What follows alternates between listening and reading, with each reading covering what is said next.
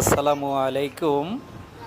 আমি আজ এসেছি ময়মনসিং জয়নুল আবেদিন পার্কে ঘুরতে।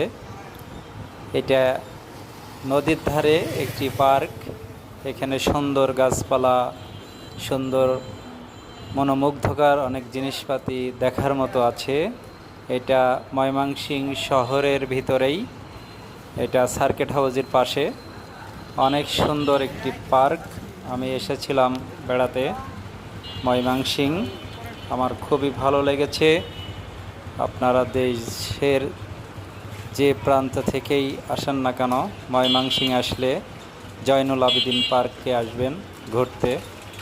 এখানে খুবই মনোমুগ্ধকর জায়গা, নদীর ধারে একটি পার্ক।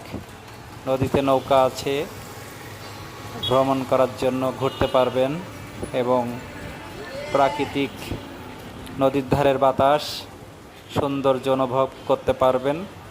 খুবই খুবই চমৎকার একটি জায়গা, দেখার মতো। আসলে না দেখলে বোঝানোই যাবে না যে এত সুন্দর জায়গা। সবাই ভালো থাকবেন, সুস্থ থাকবেন। আসসালামু আলাইকুম।